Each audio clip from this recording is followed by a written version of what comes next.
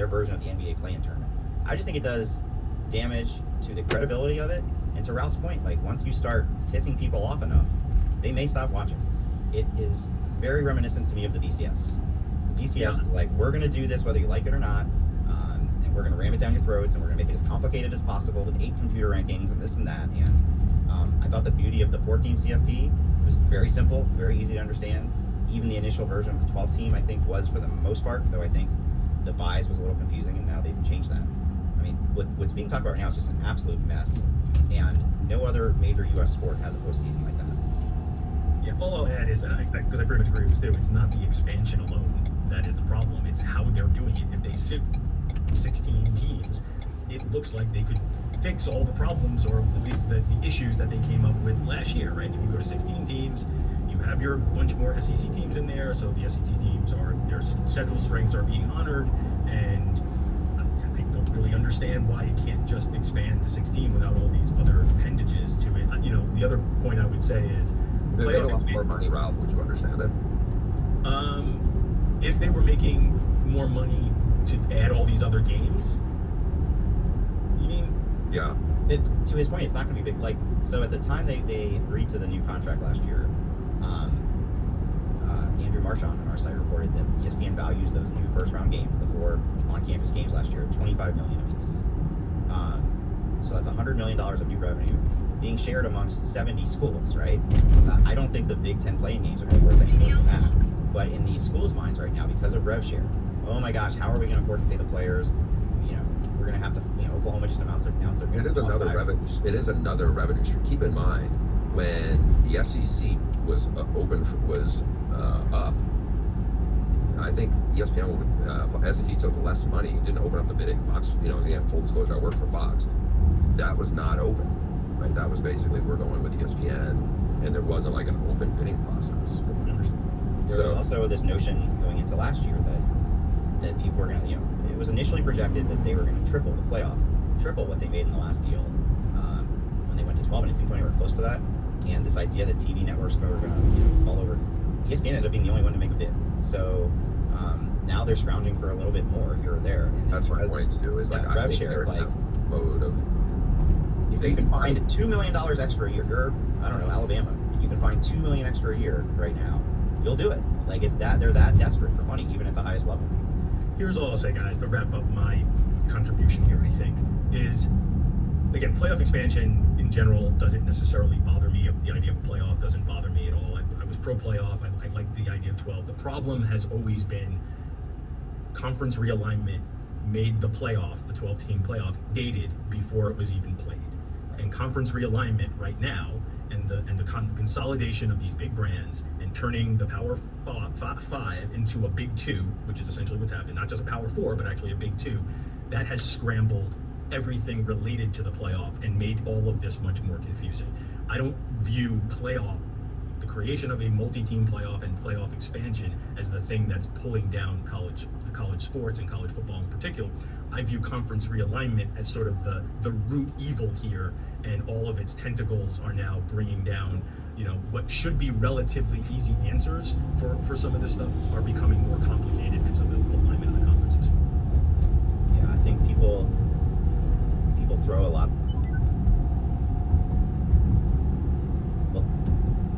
People throw a lot of, there's so much change happening at once, and it kind of all gets lumped together, and this is going to ruin the sport.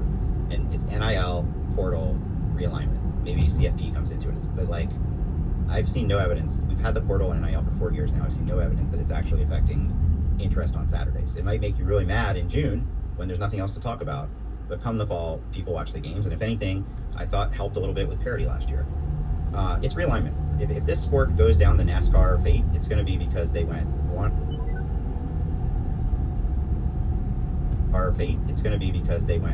or two steps too far in terms of, we're going to take California schools and put them in with Rutgers, and we're going to take Stanford and Cal and put them in with Boston College, and people just said, I don't recognize this. This isn't college football. I don't care about 68 teams on my team's schedule anymore.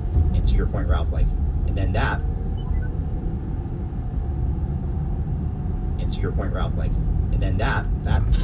development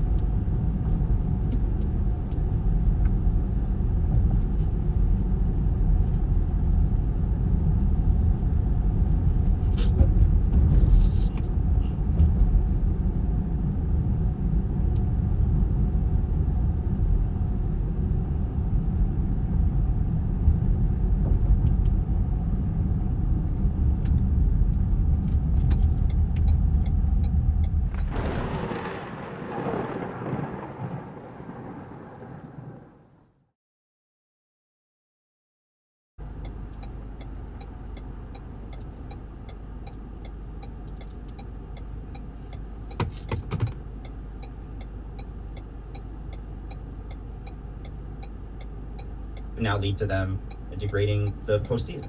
So that to me is the that's why I wrote that column. I'm like, guys, you're spending so much time. We got to go to Congress. We got to fix NIL. And it's like, that's not the problem. This is the problem. You're ticking off your fans. You're saying a big middle finger to your fans in the chase for $2 million more a year per school. I don't know how much the Stanford Cal thing sucks for them. Obviously the Washington State, Oregon State thing is to me.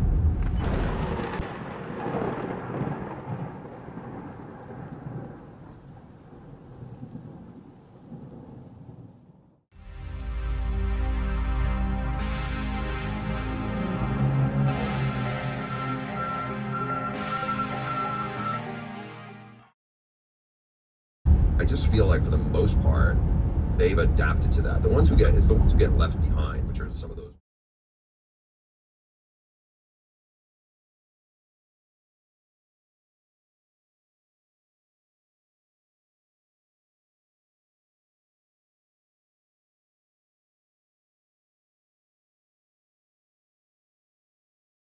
No, I get that. That's the I don't know if that's the unintended consequence or that's the big. If you're a Big 12 or an ACC fan, up until 2 or so years ago, we're part of the Power 5. We're part of the club, right? We're a major football program here.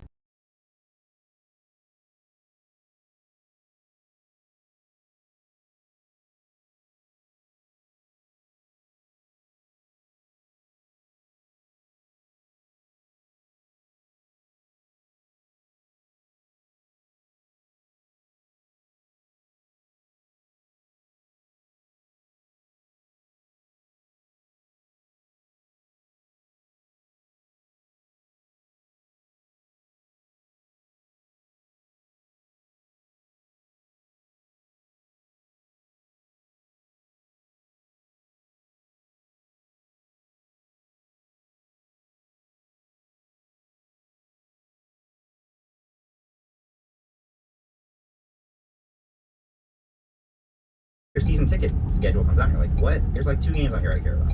I think it's a unique issue with USC. If USC was good, they would show up. If USC did not have the energy or whatever, they're not going to show up. It doesn't matter if it's going to be Arizona, if it was going to be, they adapted to, like at one point it was the Pac-8, then it became the Pac-10, then it became the Pac-12.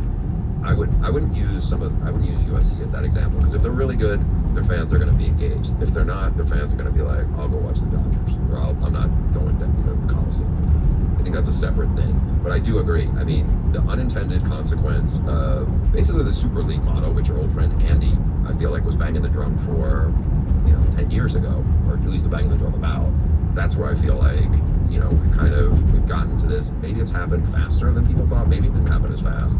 But I think the money is the thing that has made them, I don't know if it's greedy or self-preservation, and maybe it's a combination of that. But I think that's why we've landed at this point. And I agree with what you said, Ralph. I think that's the reality of it. You can, however you're gonna feel about it, I just feel like that's the way they were gonna land on this. Now it's like some of these other things that are on the side part of it don't necessarily work out well, but we're gonna have to deal with it, I think. Well, I'll continue to sit here and hope that saner heads will prevail on the CFP thing. It doesn't sound like anybody's prevailing on Tony Petit anytime soon.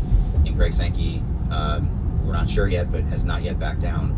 Or, there was a tweet from a Pennsylvania congressman Monday night warning the Big Ten and SEC, what do you do next, because it could look like collusion. Like, that's what brought down the BCS, right? That and Wetzel's book. It was congressional hearings and antitrust investigations, and it just got to the point where they couldn't withstand that anymore. And so, if the Big Ten and SEC do successfully break this playoff in their benefit, I think some politicians of states with schools that were negatively affected might be interested. If you're a parent or share a fridge with someone, Instacart is about to make grocery shopping that excludes restaurants. How can we help make healthier communities happen? Well, it's every day. Online therapy gives you a space to be heard, to process.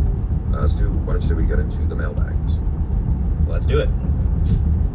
All right, Bruce, let's get to the mailbag. As always, you can send your questions to theaudiblepod@gmail.com, and we will eagerly wait to see who wins the Trader Joe's email card of the week. I'm actually going to start here with Andrew Newhouser from Akron. Bruce and Stu, longtime fan of the pod. I've listened since the Stu and Mallory days. That is going back, Bruce, to, I believe, 2010, 2011, something like that. Yes, that is not my pod. That was a pod where you guys were talking about What was the show you guys were fixated on? Lost, television show Lost. But we also talked college football. Your recent discussion of Lee Corso retiring made me wonder who you would put. Lee Corso retiring made me wonder who you would put on your Mount Rushmore of college football TV people. Clearly, I think we would both do the first one would be Keith Jackson. Yes, I would agree. Who Absolutely. you got next? This is a good question. I would definitely say Corso because he was just a really good, make it accessible for all sorts of fans, even though he had a coaching background and had real history in the sport. I think